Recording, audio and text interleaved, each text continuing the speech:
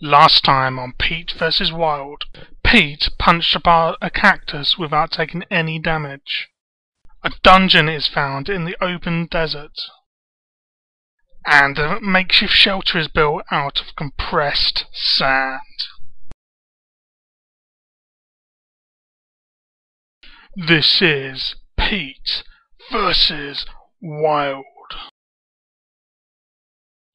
After a long and cold night, Pete Grills wakes up at sunrise and sees the sun rising.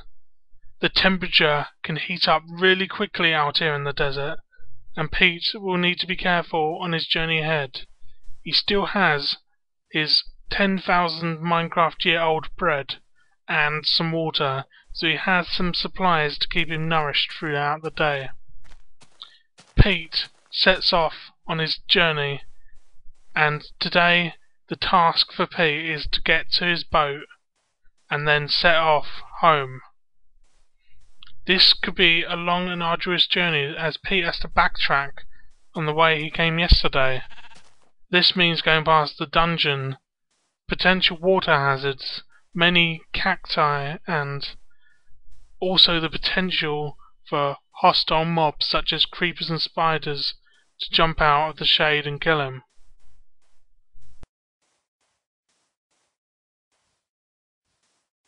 As noon fast approaches, Pete is starting to really feel the desert heat. He has a lot of stuff in his bag that he does not really need, so it's best to dump all this stuff and only carry the essentials. This will save Pete on some energy, and he will be able to better survive the desert. Pete throws most of his stuff into a small hole and then only takes his pickaxe, his bread and his water, as these are the main essentials.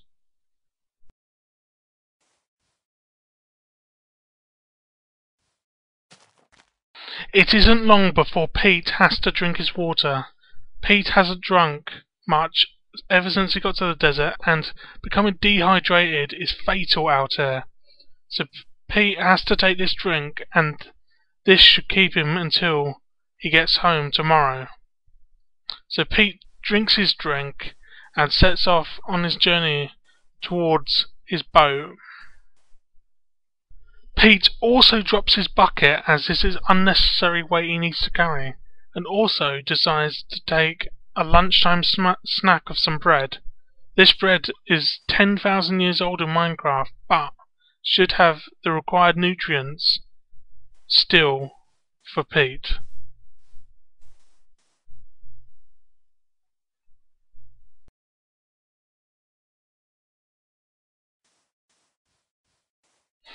This here is what we're doing.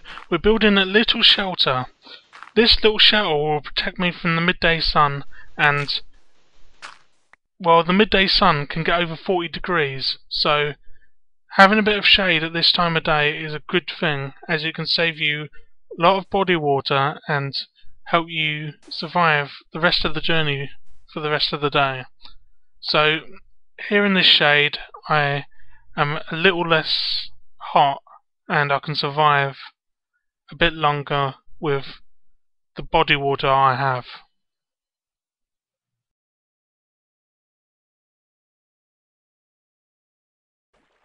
Wow, this is a rare sight. In the desert region of Minecraftia, you do not often find squid close to the coast. This is because they like cold water, and the water is really warm around this area. Wow, this is a rare sight indeed. Potentially these could provide me with some food for the day, but going into the water is very treacherous, and although the water would seem to cool me down, in the long run it would make me even more hot and lose a lot more body water.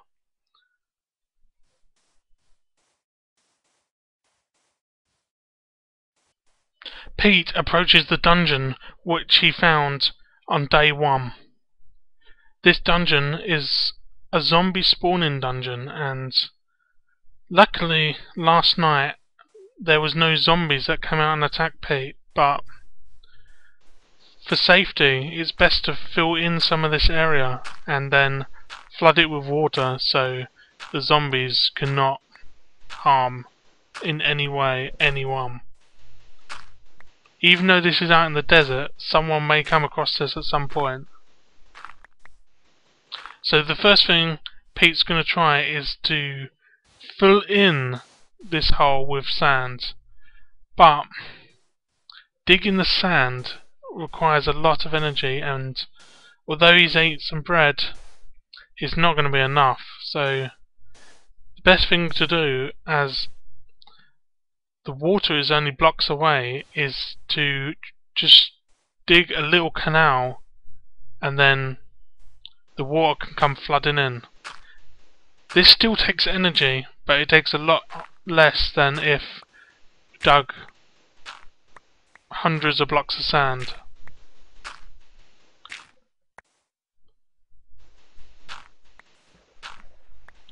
So now the water is flooding in, and Pete is in the water, which is not a good thing.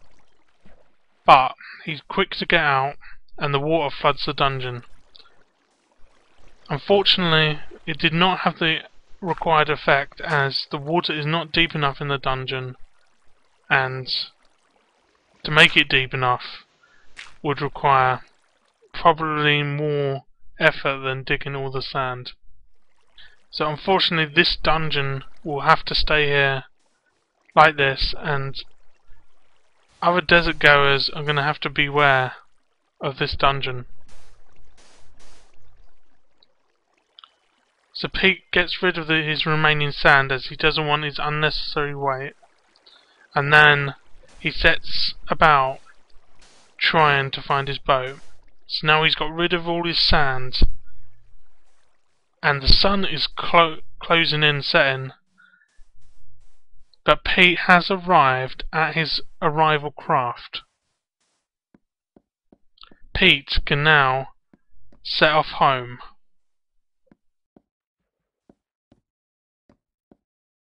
So I finally made it back to my boat, and I'm setting off back home. It's a long journey, and although maybe travelling during the night, there is a lot less hostile creatures in the water when you're in a boat than there is on land. So I'm just going to take a long journey back to my homeland on the boat.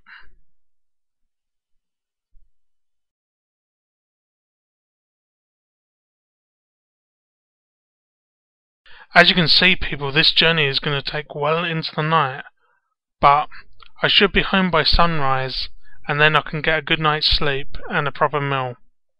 Oh my god, there's creepers! Ah! No! No!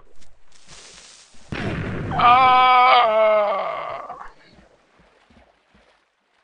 Is this the end of Pete Grills? Tune in next time and find out.